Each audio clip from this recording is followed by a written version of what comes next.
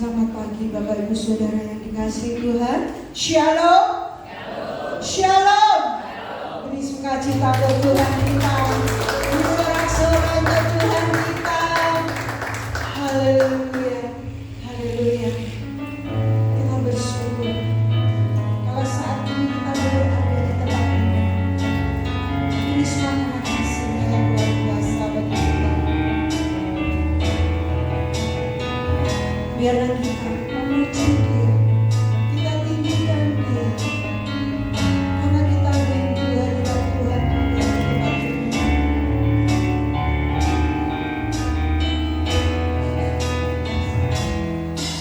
Jiwaku merindukanmu,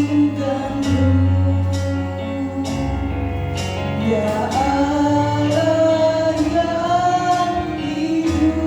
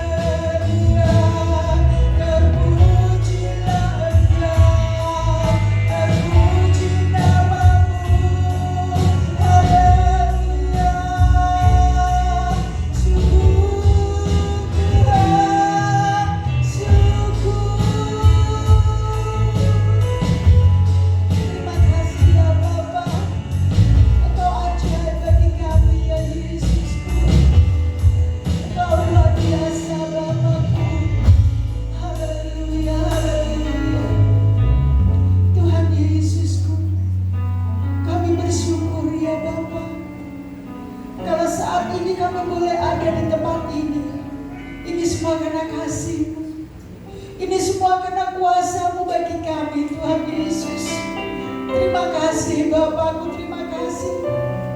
Tuhan Yesus, kami rindu untuk memuji-Mu Bapa. Kami rindu untuk menyembah-Mu. Kami rindu untuk meninggikan Engkau ya Bapa. Karena kami tahu Tuhan, hanya di dalam hadirat-Mu saja Tuhan ada kebahagiaan. Hanya di dalam hadirat-Mu saja Tuhan ada damai dan sejahtera. Ada sukacita, ada iman kekuatan. Terima kasih Tuhan Yesusku, terima kasih. Hanya di dalam hadirat-Mu kami temukan kasih yang luar biasa. Haleluya Yesusku, terima kasih. Haleluya Yesus. Dalam hadirat-Nya ku rasa bahagia. Dalam hadirat-Nya ada damai dan sejahtera. Dalam hadirat-Nya ku temukan iman kekuatan. Dalam hadirat-Nya ku temukan kasih-Nya. Dalam hadirat-Nya ku rasa bahagia. Dalam hadirat-Nya ada damai dan sejahtera. Dalam hadirat-Nya ku temukan iman kekuatan. Dalam hadirat-Nya ku temukan kasih-Nya.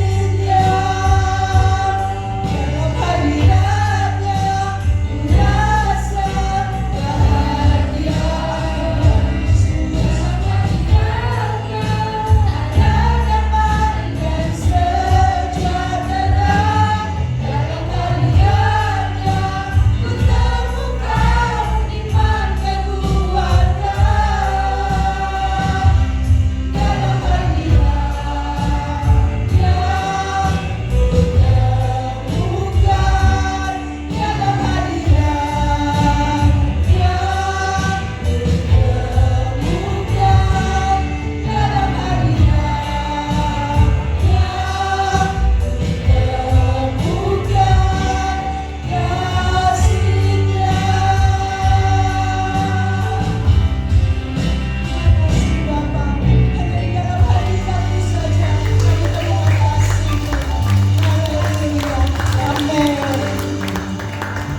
haleluya. Tuhan kita adalah Tuhan yang luar biasa. Amin. Kasih-Nya begitu indah. Dia telah rela mati bagi kita. Dia pun telah bangkit bagi kita. Dan kita akan rayakan kasih Tuhan pada kita.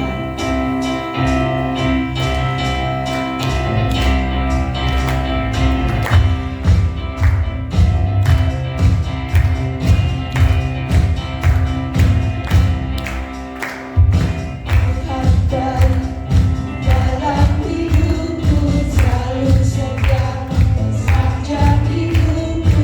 Karena perbuatan-Mu, Allah sukacitaku.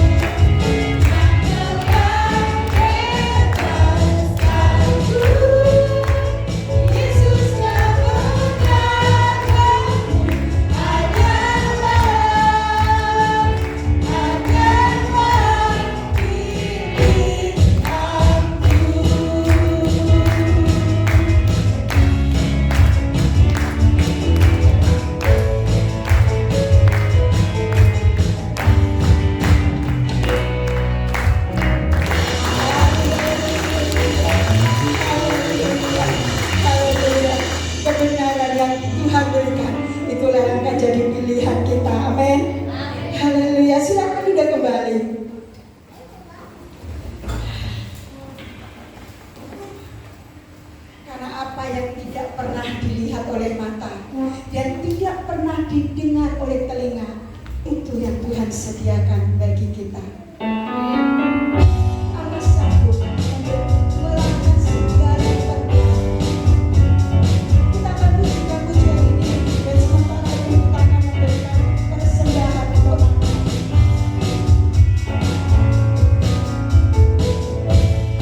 Apa yang tak pernah dilihat mata, dan tak pernah didengar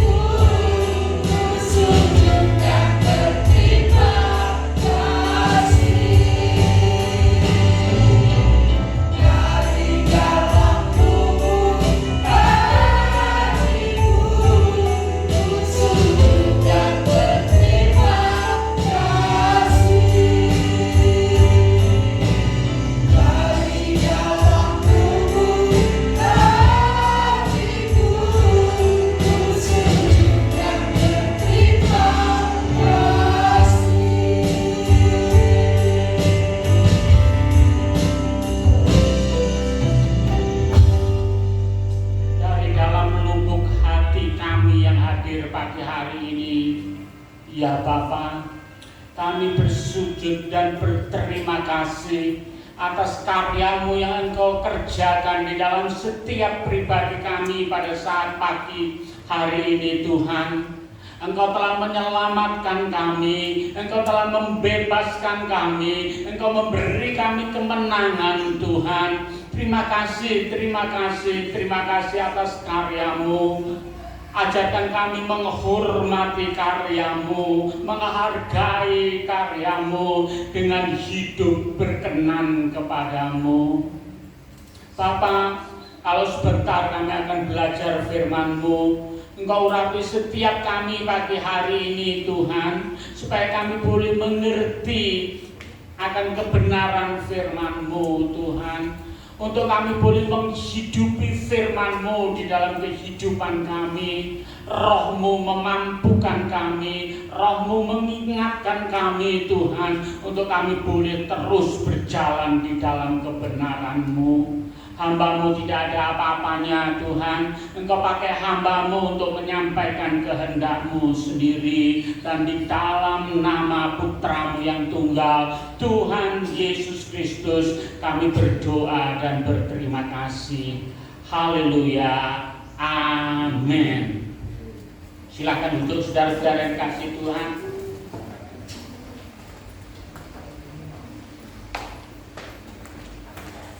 Shalom. Shalom. Kita bersyukur kepada Tuhan kalau pagi hari ini kita boleh berada kembali di rumah Tuhan untuk memuji, memuliakan nama Tuhan, untuk mendengarkan firman Tuhan. Amin, saudara-saudara. Saudara-saudara dikasihi Tuhan, pagi hari ini juga saya bersuka cita, berbahagia, sebab pagi hari ini kami boleh bersama-sama berkumpul dengan saudara-saudara di tempat ini. Saya dan keluarga bersama dengan mama mertua kami, ya. Kalau papi mami kan sudah dipanggil Tuhan, ya. Lah, juga akong atau papa mertua kami juga sudah dipanggil Tuhan. Jadi mama kami tinggal satu, yaitu emak aja.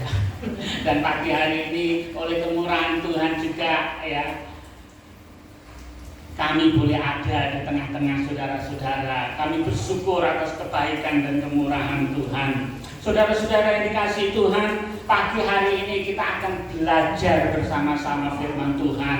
Kita akan merenungkan firman Tuhan, dan biarlah Roh Kudus memampukan kita untuk boleh mengerti kebenaran firman Tuhan ini. Supaya apa? Supaya tambah hari kita tambah lebih mengenal Dia, dan kita mau tambah hari hidup kita tambah berkenan kepada Dia. Saudara-saudara yang dikasihi Tuhan, Kamis yang lalu barusan kita memperingati hari kenaikan Tuhan Yesus. Saudara, kita bersyukur negara kita atau pemerintahan kita mulai tahun ini rasanya, ya, atau tahun lalu gitu ya. Dulu kan di kalender itu tulisannya adalah hari kenaikan Isa Al-Masih gitu ya. Hari bapaknya Isa Al-Masih gitu. Dan sekarang oleh pemerintah ditegaskan, ya, bukan hari kematian atau Jumat Agung kematian Isa Al-Masih, tetapi hari kematian Tuhan Yesus, hari kenaikan Tuhan Yesus. Saudara-saudara, kita barusan memperingati hari kenaikan Tuhan Yesus. Di dalam karyanya di dunia ini, Yesus Sang Firman yang menjadi manusia itu, Dia datang ke dalam dunia. Kita memperingati hari kelahirannya di dalam Natal. Kita memperingati hari kematiannya di dalam Jumat Agung. Juga kita memperingati hari kebangkitannya di dalam Minggu Paskah, 3 hari setelah Tuhan Yesus mati dikubur di kayu salib. Dan pada hari yang ke-40 Tuhan naik ke surga. Saudara-saudara, kalau manusia biasa, dia itu cuma yang pertama lahir, habis itu mati. Habis mati selesai. Tinggal menunggu penghakiman terakhir. Tetapi kita memiliki Tuhan yang luar biasa. Tuhan kita, Dia Allah yang mau turun ke dalam dunia ini. Turun ke dalam dunia ini. Untuk menjadi apa? Penebus. Untuk menjadi juru selamat bagi kita semua. Saudara-saudara, Dia naik ke surga itu membuktikan bahwa Dia itu asalnya dari surga. Coba kita baca di dalam Yohanes pasal yang ke-8 ayat 23.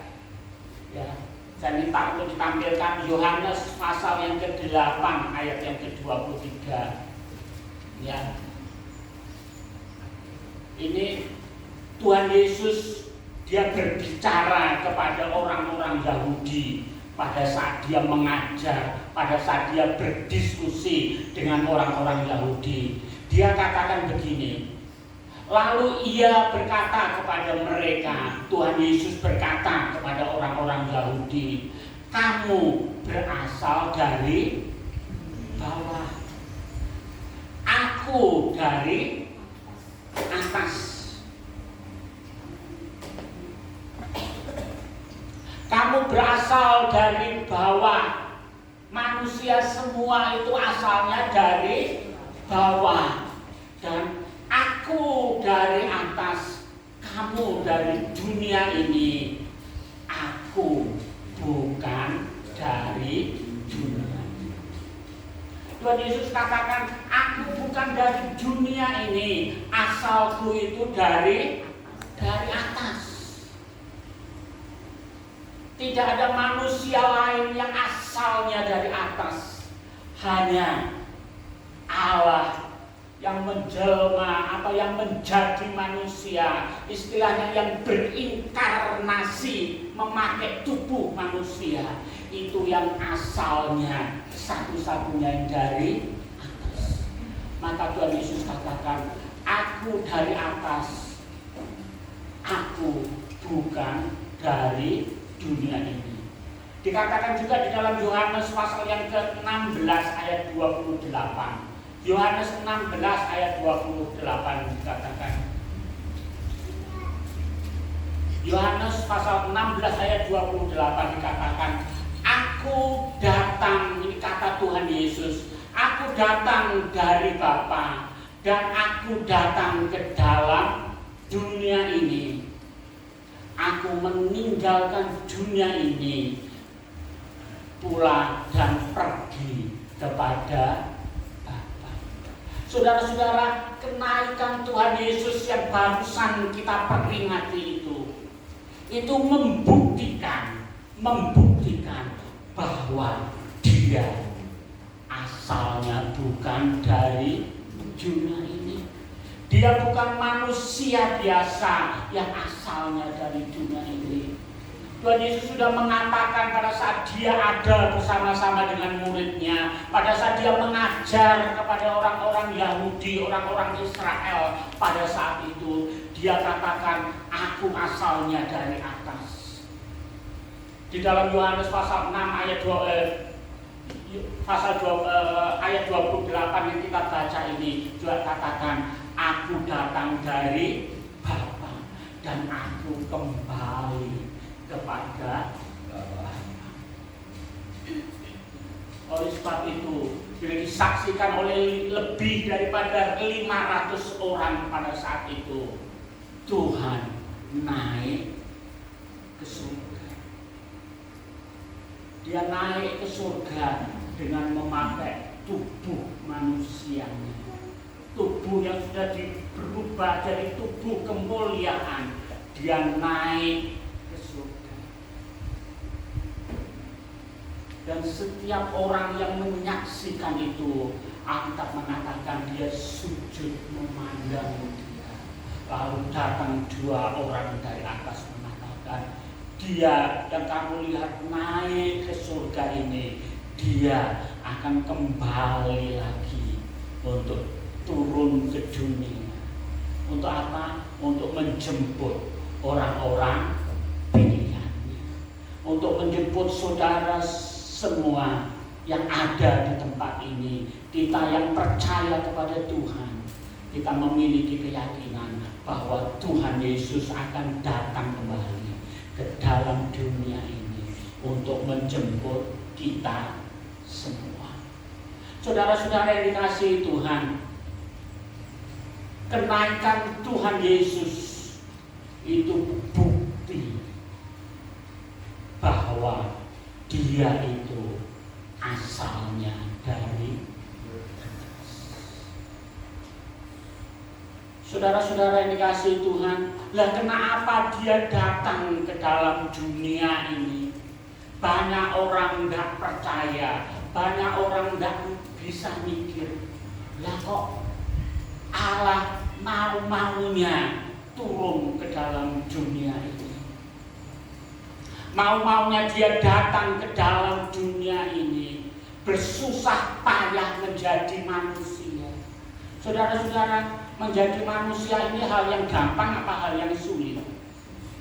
Kalau kita renungkan hidup kita, mulai dari bayi, ya, cucu daripada kakak saya itu ya, yang kecil itu, ya, atau mungkin anaknya Mas Bagus gitu ya. Waktu kecil dia susah mau balikkan badan aja, mengkurap aja. Anak kecil harus belajar, akhirnya sukses dia mengkurap. Habis itu mau jalan dia harus terantangan. Ya, akhirnya dia bisa mulai berdiri dan mulai bisa jalan. Saudara-saudara, Allah kita mau turun ke dalam dunia, mengambil tubuh manusia ini menjadi sama dengan kita. Pada saat bayi, dia pun juga sama seperti bayi-bayi yang ada. Bukan berarti Tuhan Yesus karena dia Allah, dia tidak merasakan jadi bayi susah-susah. Tidak. Dia merasakan juga jadi bayi, angelnya mengkurap bagaimana. Jadi bayi, susahnya berjalan bagaimana, dia merasakan itu.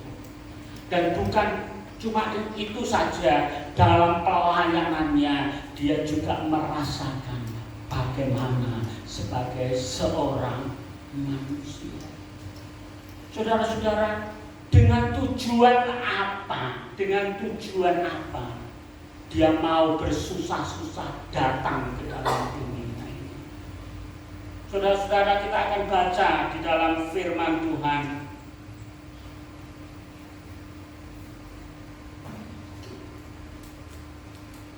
Sebentar.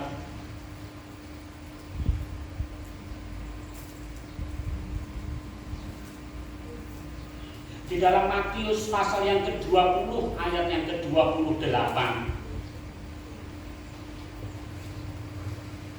Matius pasal 20 ayat 28 dikatakan, sama seperti anak manusia datang bukan untuk dilayani, melainkan untuk melayani dan untuk memberikan nyawanya menjadi tebusan bagi orang banyak. Jelas sekali tujuan dia datang ke dalam dunia ini dikatakan apa? Untuk memberi nyawanya menjadi tebusan bagi orang banyak. Karena apa? Dia datang ke dalam dunia dengan satu tujuan, yaitu memberikan nyawanya menjadi tebusan bagi kita yang ada di tempat ini, bagi saudara dan saya, dan bagi sebanyak orang yang dipilih oleh Dia untuk menjadi anak-anaknya. Dia datang ke dalam dunia dikatakan untuk menjadi tebusan. Dan untuk menjadi tebusan karena apa? Karena apa? Karena manusia Adam dan Hawa telah jatuh ke dalam dosa. Saudara-saudara, di hadapan Allah, dosa itu bukan sekedar ya salah bener gitu. Kadang-kadang kita memikir dosa itu cuma sekedar itu. Banyak orang berpersepsi dosa itu ya hari ini saya berbuat baik, besok saya dosa, perbuatan baik saya bisa menggantikan dosa saya. Hari ini dosa saya berbuat baik, habis itu dosa lagi. Tidak semacam itu di hadapan Tuhan. Dosa itu adalah suatu hutang yang harus dibayar. Ya. Pada saat manusia Adam dan Hawa jatuh ke dalam dosa, coba kita baca aja di dalam Kejadian pasal yang ke-62 ayat 16 sampai dengan ayat 17.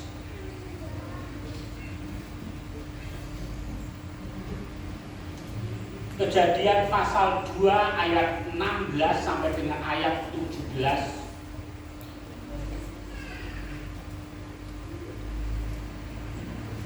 Lalu Tuhan Allah memberikan perintah ini kepada manusia. Semua pohon dalam taman ini boleh kau makan buahnya dengan bebas. Tetapi pohon pengetahuan tentang yang baik dan yang jahat itu, janganlah kau makan buahnya. Kenapa? Sebab pada hari engkau memakannya, pastilah engkau mati. Inilah Adam dan Hawa melanggar perintah ini. Dia berbuat dosa dengan makan buah. Mungkin orang berpikir kok sepele ya, cuma makan buah saja, kok jadi dosa. Saudara, bukan makan buahnya yang jadi dosa, tetapi melanggar perintah Allahnya itu yang menyebabkan Adam dan Hawa berdosa. Dan dikatakan karena engkau memakan buah ini, engkau akan pastilah engkau mati. Pastilah engkau mati. Saudara-saudara, manusia diciptakan Tuhan. Adam dan Hawa itu diciptakan Tuhan dalam keadaan kekal. Dia tidak akan mati kalau tidak makan buah itu. Karena apa? Karena manusia ini sebenarnya didesain oleh Tuhan bisa memperbaiki tubuhnya sendiri. Ya, seperti kita kalau kita tidur gitu ya, maka sel-sel yang rusak itu ya, diganti dengan sel-sel yang baru oleh tubuh kita. Memproduksi sel-sel yang baru itu bisa terus menerus. Ya. Manusia tidak didesain Tuhan mati, tidak. Tetapi karena dosa itu manusia jadi bisa mati. Mati yang pertama adalah terputus hubungan dengan Tuhan. Pada saat di Taman Eden, manusia Adam dan Hawa bisa bergaul dengan Tuhan, bisa bercakap-cakap dengan Tuhan. Tetapi karena dosa, ada pemisah, ada penghalang yang merintangi manusia bisa berhadapan langsung dengan Tuhan. Atau istilahnya terputus hubungan dengan Tuhan. Kalau kita baca di dalam Yesaya pasal yang ke-59 ayat yang kedua, tidak perlu dibuka. Tetapi yang menjadi pemisah ialah dosa-dosamu. Ya. Tetapi yang menjadi penghalang ialah dosa-dosamu. Yang menjadi pemisah antara kamu dengan, karena ada dosa itu. Ya.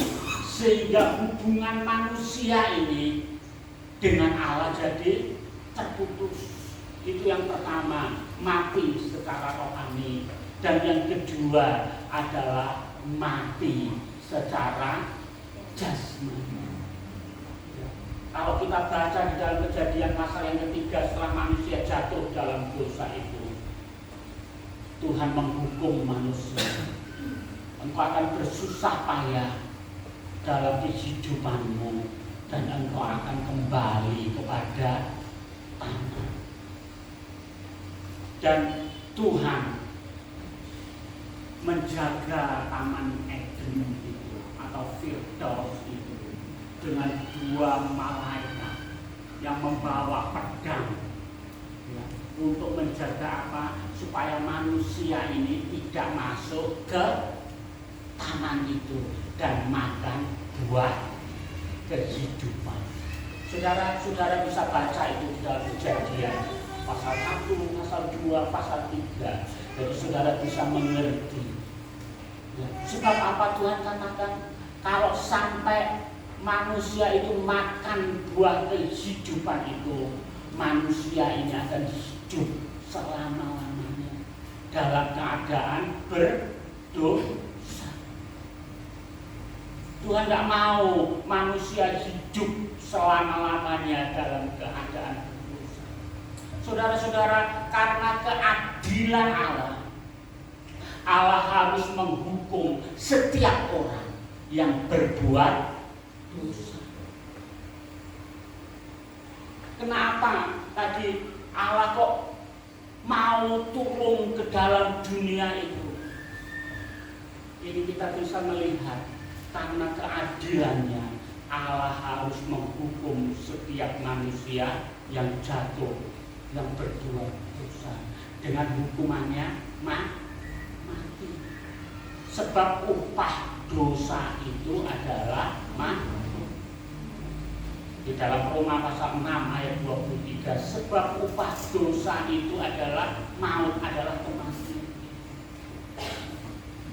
Tetapi Allah selain diam tadi, karena keadilannya dia maha adil, Allah itu juga maha kasih. Karena kasihnya dia tidak mau manusia itu hidup terus menerus di dalam dosa. Kalau kita baca di dalam Yesaya pasal yang ke-43, Yesaya pasal yang ke-43, ayat yang ketiga sampai dengan ayat yang keempat.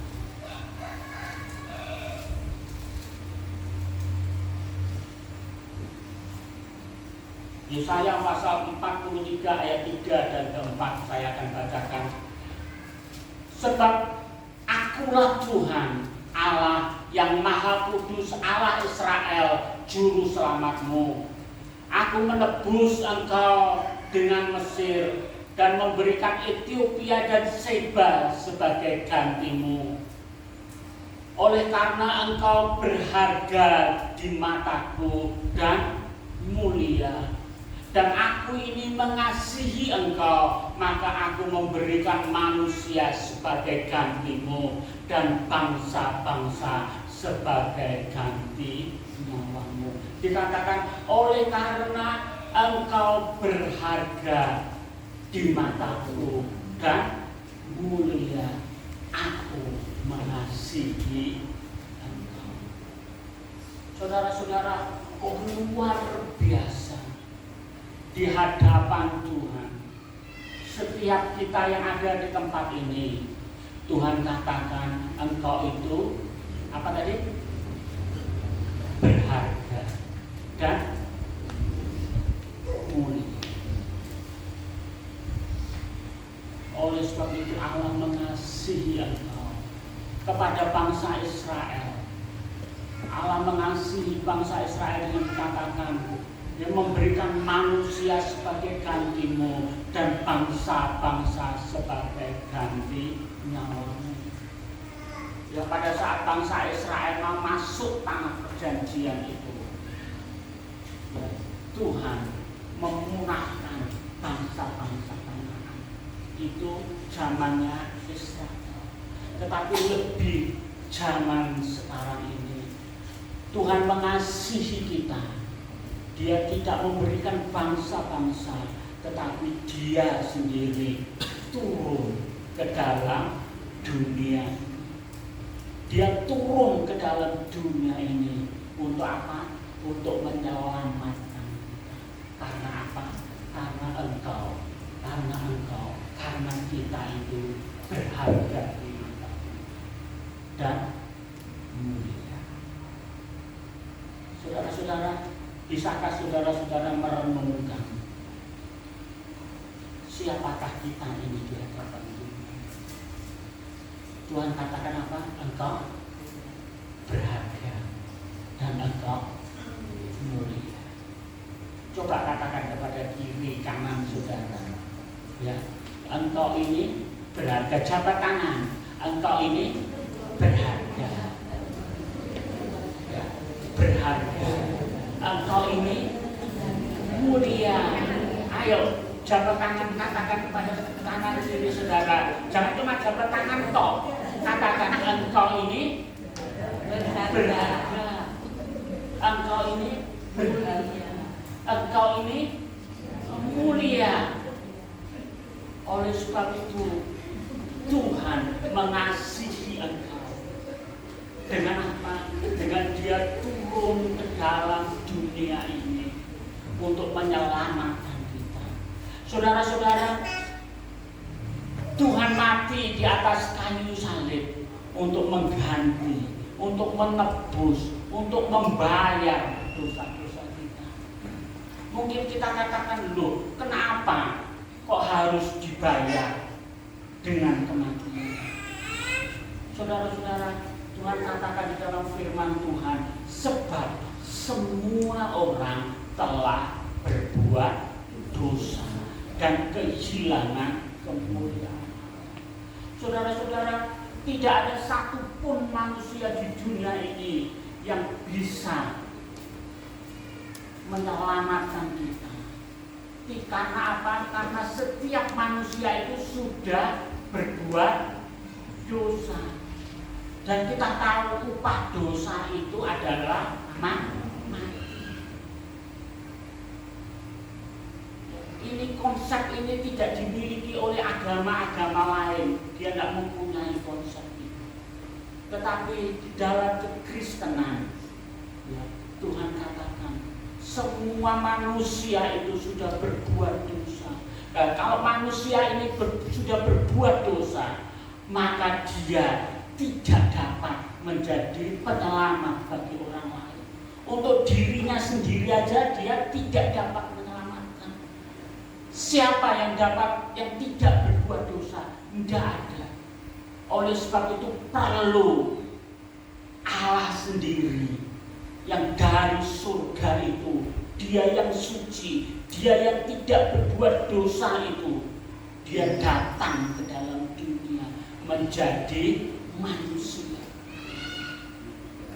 Dalam keadaannya sebagai manusia, Dia tidak pernah berbuat dosa. Karena Dia tidak pernah berbuat dosa ini, maka Dia itu sanggup menyelamatkan kita. Dengan cara apa? Dengan cara tadi mati tadi, karena upah dosa itu adalah mati, adalah maut. Dia menggantikan kita mati untuk dosa-dosa kita, untuk dosa-dosa kita. Saudara-saudara, Allah itu Allah yang maha adil. Karena keadilannya, Dia harus menghukum setiap manusia yang berbuat dosa. Tetapi Allah itu juga Allah yang maha kasih. Karena kasihnya, Dia mau datang ke dalam dunia ini. Untuk apa? Untuk membayar hutang-hutang dosa kita di hadapan Allah. Dia mati di atas kayu salib untuk membayar kita semua, sehingga kita ini di hadapan Dia adalah manusia-manusia yang sudah disucikan, yang sudah dikuduskan. Dan bukan cuma Dia maha adil, maha kasih, Allah itu juga Allah yang maha kuasa. Allah itu Allah yang maha kuasa. Bukti kekuasaan Allah itu dibuktikan dengan apa? Dengan kematian dan kebangkitan daripada Tuhan Yesus. Tuhan Yesus bangkit ini membuktikan bahwa Dia sudah mengalahkan maut, sudah mengalahkan kematian itu. Tidak ada manusia, siapapun orang itu, entah kaya, entah terkenal, entah nabi, entah siapa, yang tidak takluk kepada kematian. Semua orang mengalami kematian dan kalah pada kematian. Hanya Yesus, Dia Allah yang maha kuasa itu, Dia mengalahkan maut. Dalam Ibrani dikatakan, kita akan baca ayatnya.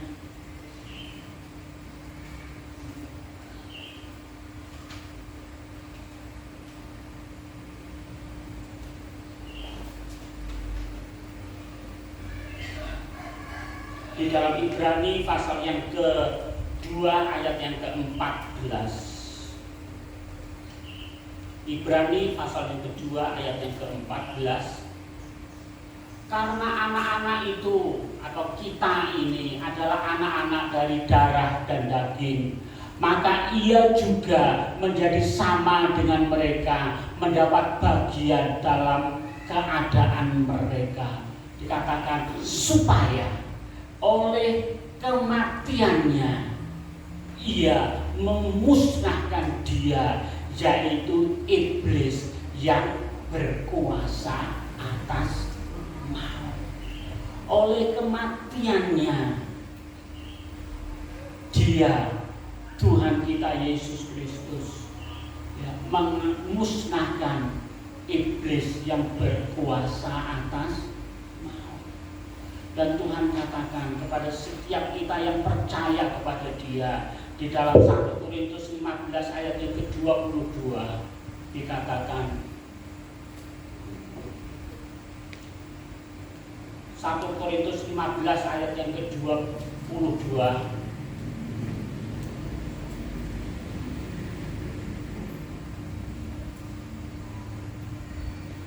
1 Korintus 15 ayat 22 dikatakan, karena sama seperti semua orang telah mati dalam persekutuan dengan Adam, demikian pula semua orang akan dihidupkan kembali dalam persekutuan dengan Kristus.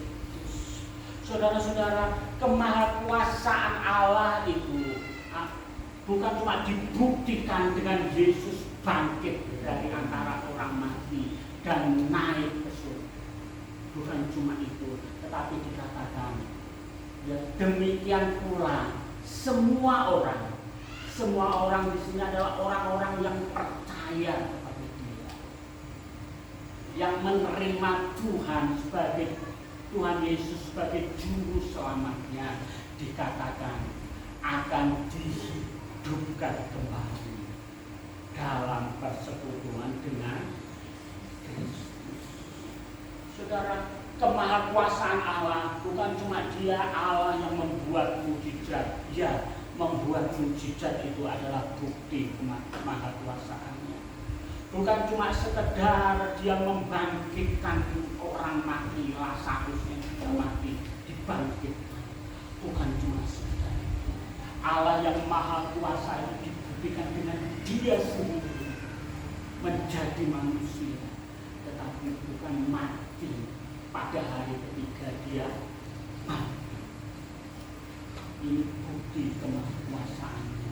Dan sekarang Tuhan katakan, setiap kita yang percaya kepada Dia juga menyatakan kemahakuasaannya. Dikatakan kita akan hidup kembali di dalam persekutuan dengan Allah, dengan Kristus. Saudara-saudara yang dikasihi Tuhan, pagi hari ini yang kita perlu renungkan bersama-sama, Dia itu Allah yang maha kuasa. Dia itu Allah yang maha kasih. Dia itu Allah yang maha adil. Itu Allah yang kita percayai. Dan Allah itu sudah menyatakan kemahakuasaannya, kemahakasihannya, kemahaadilannya dengan melakukan karya untuk menyelamatkan kita semua. Saudara-saudara, di depan kita pagi hari ini ada perjamuan suci.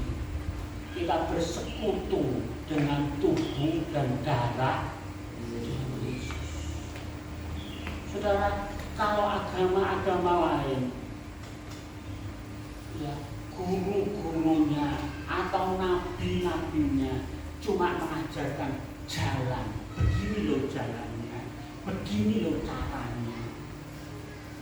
Itu adalah agama.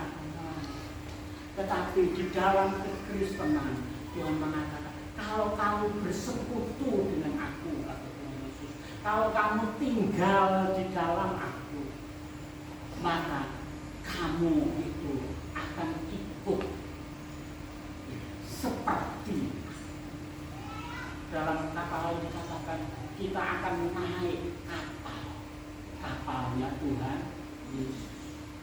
Kita bukan cuma dikasih, ditunjukin ini loh, kamu caramu gini loh supaya naik kapal itu, enggak. Tetapi kita sudah berada di kapal. Bukan cuma dikasih jalan petunjuk untuk naik kapal itu, enggak. Tetapi Tuhan itu adalah kapalnya. Sehingga Tuhan Yesus katakan, akulah jalan, kebenaran dan hidup. Dia itu jalannya sendiri. Tidak ada seorang pun yang datang kepada Bapa kalau tidak melewati aku. Saudara-saudara, melalui kematiannya, melalui perjamuan suci yang akan kita lakukan, kita boleh bersekutu tinggal di dalam Tuhan Yesus. Dan Tuhan katakan, setiap kita yang percaya kepada Dia, kamulah bangsa yang terpilih. Di dalam 1 Petrus ayat pasal 2 ayat yang ke-9. Coba kita buka 1 Petrus pasal 2 ayat yang ke-9. 1 Petrus pasal 2 ayat yang ke-9. Kamulah bangsa yang terpilih, imamat yang rajani, bangsa yang kudus, umat kepunyaan Allah sendiri, supaya kamu memberitakan perbuatan-perbuatan yang besar dari Dia yang telah memanggil kamu keluar dari kegelapan kepada terangnya yang ajaib. Saudara-saudara, setiap orang yang percaya kepada Dia, Tuhan katakan, kamulah bangsa yang terpilih, imamat rajani, bangsa yang kudus. Saudara, kalau tadi kita belajar bahwa kita itu berharga di hadapan Allah, kita itu mulia di hadapan Allah, dan dikatakan di sini juga, kamu itu adalah bangsa yang kudus, umat kepunyaan Allah sendiri yang spesial. Kita umat kepunyaan. Saudara, sebagai orang yang kudus, kita pikiran karena dia kudus itu orang yang suci di hadapan Dia. Itu seumpama kita itu sudah mandi, saudara-saudara, sudah mandi, sudah bersih, gitu. Kemudian kita melihat, ya, jalannya itu jalan di depan rumah kita itu becek, bau, kotor. Gitu ya. Kalau kita sudah mandi, kita sudah bersih, kita mau nggak berjalan atau kita mainan di tempat-tempat yang becek, kotor dan bau? Tentunya kita enggak. Kalau anak-anak kita sudah kita mandikan bersih, kita sudah mandikan bersih, tentunya kita akan marah kalau anak-anak kita mainan di tempat-tempat yang kotor, yang bau, yang jorok. Ini yang harus ada di dalam pikiran kita. Kamu ini adalah bangsa yang kudus. Engkau adalah orang yang berharga di mata Allah dan Tuhan. Kita juga harus berpikiran, kalau aku ini bangsa yang kudus, bangsa yang mulia, umat kepunyaan Allah, maka saya tidak mau hidup di dalam hidup yang jorok. Jorok ini adalah gambaran daripada dosa. Saudara, tentunya kita sadar, kita harus mempunyai pikiran itu. Saya ini bangsa yang kudus, saya ini umat kepunyaan Allah. Oleh sebab itu saya tidak akan masuk di dalam tempat yang jorok itu. Bagaimana perbuatan kita, bagaimana sikap tutur kata kita, itu kalau kita berpikir aku ini bangsa yang kudus, aku ini umat kepunyaan Allah, tentunya saya tidak mau hidup di dalam dosa lagi. Di dalam Roma pasal yang ke-6 ayat yang ke-11. Roma pasal yang ke-6 ayat yang ke-11 dikatakan, demikian hendaknya kamu memandang bahwa kamu telah mati bagi dosa. Ini yang harus ada di dalam pikiran kita. Hendaklah kamu memandang, ada di dalam pikiran kita, karena kita ini bangsa yang kudus, umat kepunyaan Allah yang berharga dan mulia itu.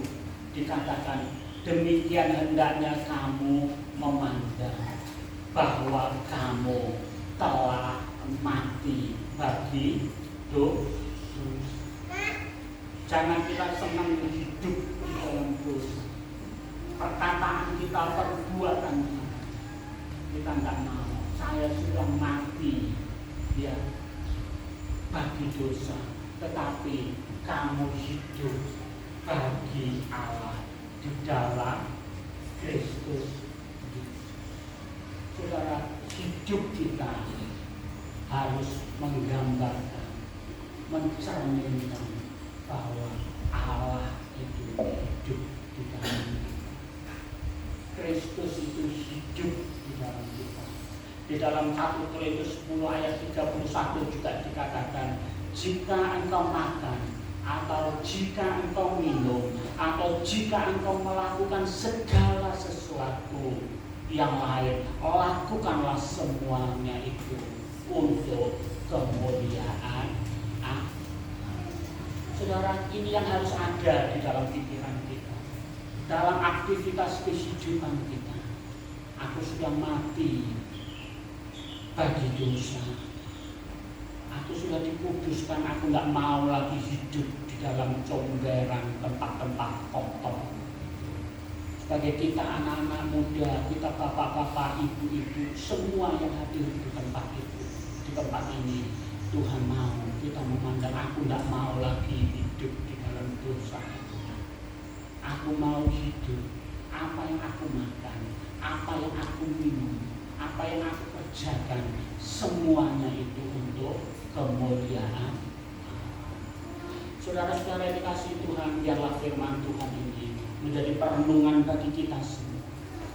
Saudara, tadi saya siapkan lagu Ku telah mati dan tinggalkan cara hidupku yang lama, semuanya sia-sia dan tak berarti lagi.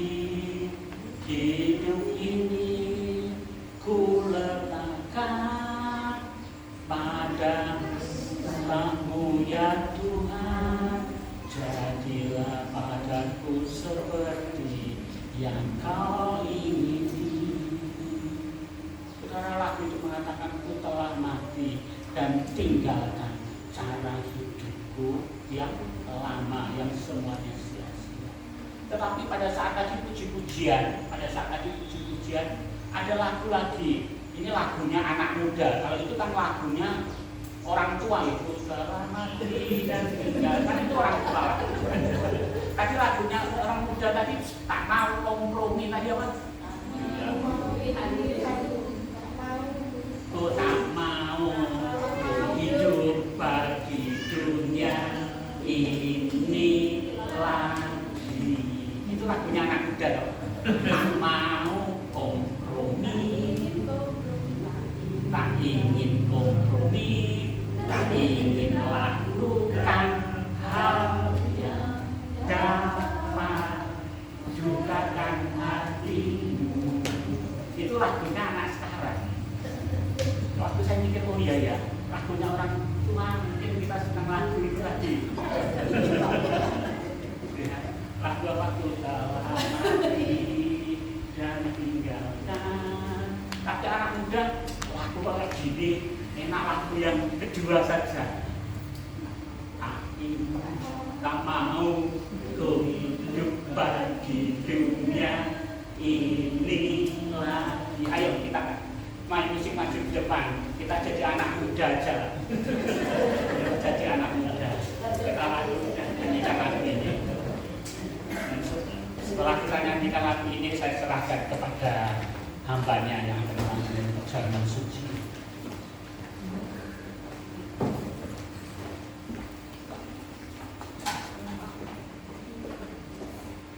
Ayo kita bangkit berdiri, dan katakan, aku tak mau hidup bagi dunia ini lagi, tak mau kompromi, tak mau melakukan hal-hal yang mendukakan hati Tuhan.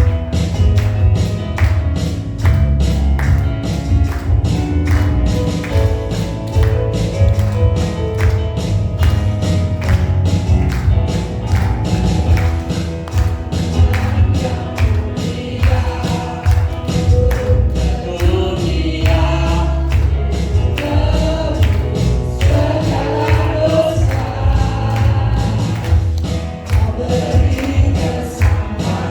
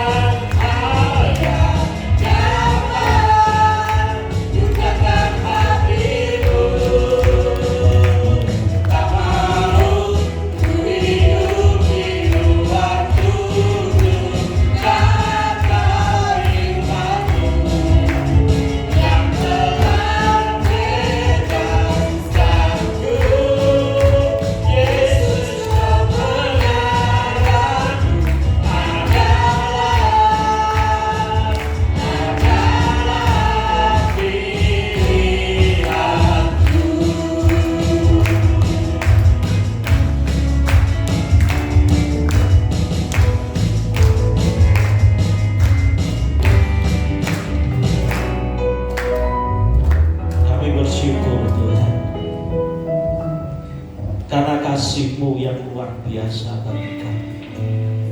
Tuhan, kami mau hidup kami ini menyenangkan hati. Kami tidak mau mendukakan Engkau, Tuhan. Tuhan, ajar kami,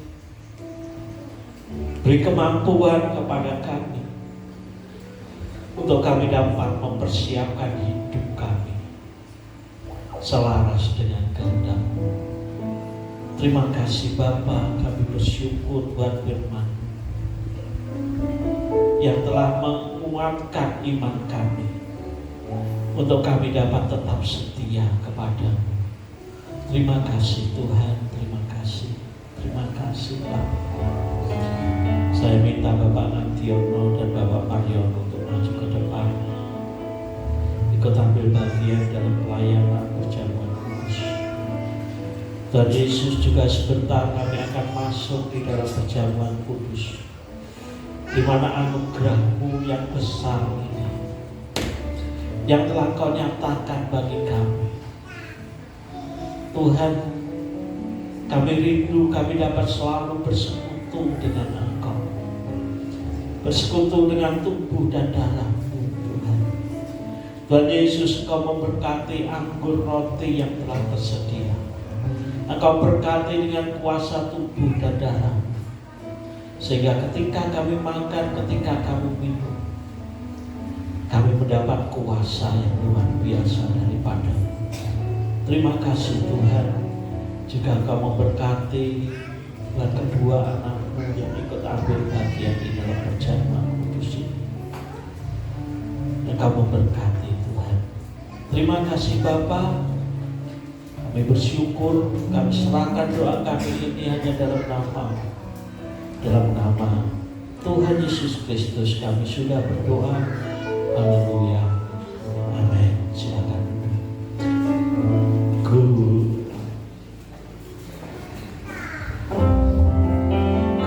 telah mati dan tinggalkan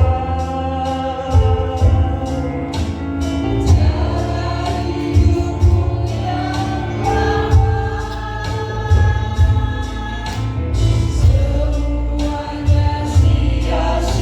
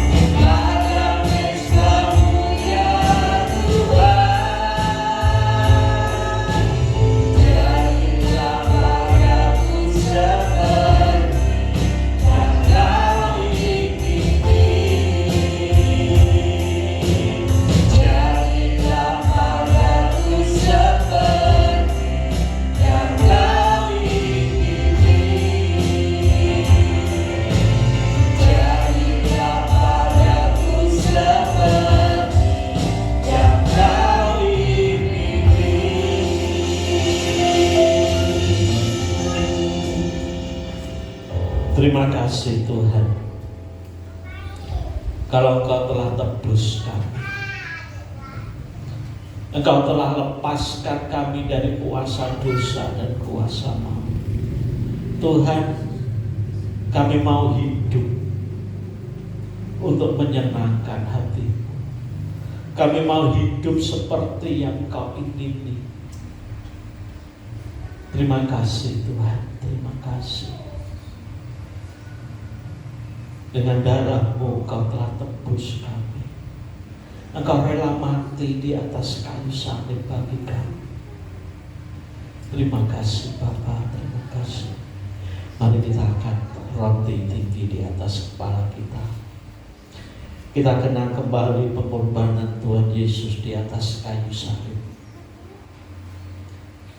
Tubuhnya yang telah dihancurkan, diremukkan, darahnya yang tercurah. Pengorbanan itulah yang memberi kesempatan kepada kita untuk kita dapat hidup berkenan di hadapan Allah. Tuhan, terima kasih buat pengorbanan. Terima kasih Bapa. Dan dengarkan begini firman Tuhan. Dan ketika mereka sedang makan, Yesus mengambil roti, mengucap berkat, memecah-mecahkannya, lalu memberikannya kepada murid-muridnya dan berkata, ambillah, makanlah, inilah tubuhku. Bukankah roti yang sudah diberkati ini ada persekutuan di dalam tubuh Kristus? Mari kita makan bersama-sama dalam nama Tuhan Yesus.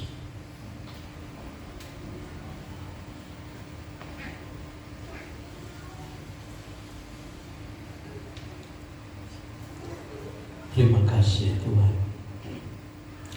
Kita angkat cawan anggur tinggi di atas kepala kita. Darah Kristus telah tercurah untuk kita. Haleluya.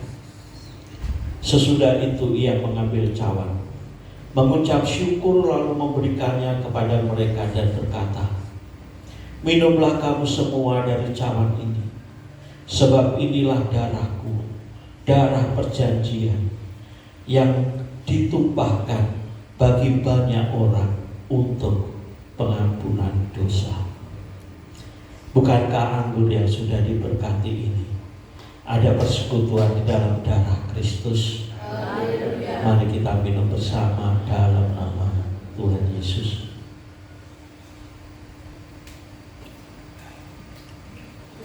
Haleluya. Terima kasih Tuhan. Terima kasih Bapa buat anugerah-Mu bagi kami. Engkau telah sediakan tubuh dan darah-Mu untuk kami.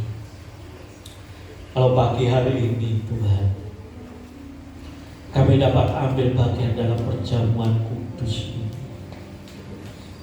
Ini semua adalah anugerah, di mana kami ada persekutuan dalam tubuh dan darah. Tuhan, kami rindu untuk kami tetap tinggal di dalam Engkau. Kami menjadi pribadi yang seperti Engkau ingin, seperti Engkau kehendaki. Biarlah kuasa-Mu ini Tuhan terus bekerja di dalam hidup kami, memperbarui sehari demi sehari dalam kehidupan kami, sehingga kami menjadi berkenan di hadapan-Mu. Terima kasih Tuhan. Juga kami berdoa buat hamba-Mu yang telah menyampaikan firman-Mu. Engkau memberkati keluarganya, pekerjaannya. Engkau mengurapi pelayanannya Tuhan. Engkau pakai lebih lagi Bapa. Itu semua hanya untuk kemuliaan nama-Mu. Terima kasih Bapa, kami bersyukur buat hari ini. Dalam nama Tuhan Yesus Kristus kami sudah berdoa. Haleluya. Amin. Silakan duduk.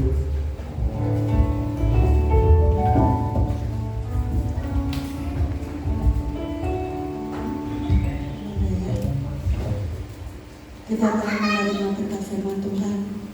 Kita juga telah ambil bagian di dalam perjamuan suci dengan masuk dalam tubuh dan darah Tuhan Yesus. Dan kita sebentar lagi akan memberikan persembahan kepada Tuhan. Persembahan yang pertama akan dibawakan oleh Ibu Margiati dan persembahan yang kedua oleh Ibu Toyo.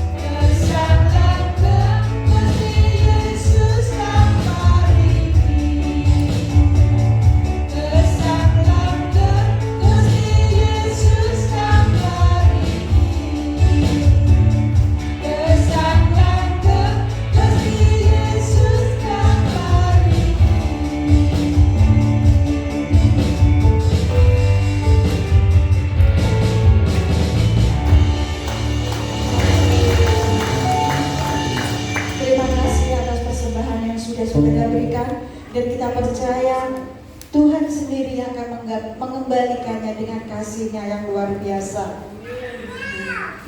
Saya akan bacakan pengumuman untuk minggu ini. Untuk hari Rabu jam 18.30 Komsel 1 di gereja, pujian oleh Bu Frida.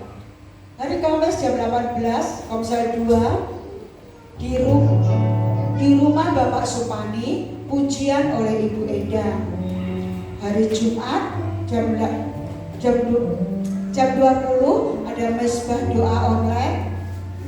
Dan untuk hari Sabtu jam 18 ada latihan musik.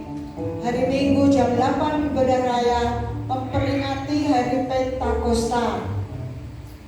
Pujian leader oleh Ibu Ana, singer Chelsea dan Steffi. Untuk pemain musik drum Bapak Ito, bass Rian, gitar yoga, keyboard Brian. Haleluya. Kita akan akhiri ibadah kita di saat ini. Kami undang semua untuk bangkit berdiri.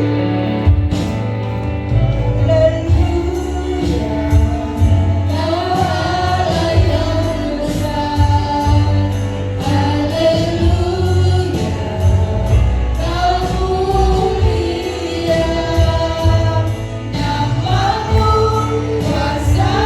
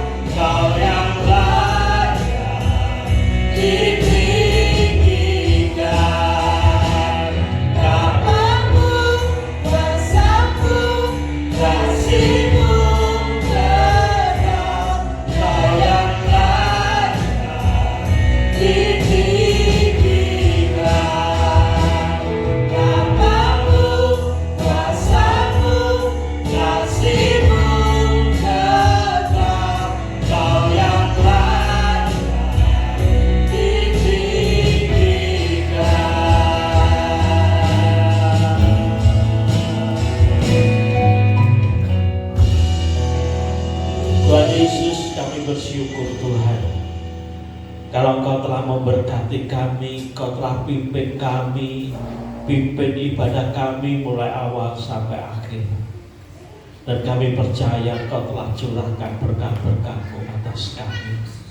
Tuhan Yesus, pagi hari ini Tuhan kami berdoa buat setiap anak-anak-Mu yang telah memberi persembahan di hadapan-Mu. Mari Tuhan Engkau memberkati mereka kembali. Biarlah kuasa kemuliaan-Mu senantiasa dinyatakan dalam kehidupannya. Tuhan, Engkau memberkati kehidupan setiap anak-anak-Mu di tempat ini. Usaha pekerjaannya, rumah tangganya Tuhan, sawah ladangnya Tuhan, Engkau memberkati semua. Engkau pakai setiap kami Tuhan, untuk kami dapat menjadi alat bagi kemuliaan nama-Mu. Kami dapat menjadi berkat dimanapun kami berada. Melalui kehidupan kami, melalui tutur kata kami Tuhan, melalui tindakan-tindakan kami. Itu semua hanya untuk kemuliaan nama-Mu. Terima kasih Tuhan. Juga kami berdoa Tuhan buat saudara-saudara kami yang saat ini tidak ada di tengah-tengah kami. Tuhan, kami doakan mereka semua. Yang lemah Tuhan Kau kuatkan, yang sakit Tuhan Kau jamah, Engkau sembuhkan. Terima kasih Tuhan, kami rindu untuk minggu-minggu yang akan datang mereka dapat bersama-sama kembali beribadah di tempat ini. Terima kasih Bapa. Tuhan Yesus, juga kalau sebentar kami akan pulang kembali ke rumah kami masing-masing. Kami serahkan perjalanan setiap anak-anak-Mu dalam tangan-Mu. Biarlah perlindungan penyertaan-Mu tetap selalu menyertai, sehingga kami dapat sampai di rumah dengan selamat-Mu. Terima kasih Bapa. Terima kasih. Saudara, angkat tangan saudara. Dan sekarang ini saudara-saudara yang dikasihi Tuhan, terimalah berkat, anugerah, rahmat, damai, sejahtera, sukacita dari Bapa di surga, persekutuan di dalam Tuhan Yesus Kristus, serta pimpinan pemeliharaan Roh Kudus menyertai kehidupan saudara semua, mulai hari ini sampai Tuhan Yesus datang di awan-awan pada kali yang kedua. Terima kasih Tuhan, di dalam nama Tuhan Yesus Kristus. Yang percaya katakan amin. Tuhan Yesus memberkati.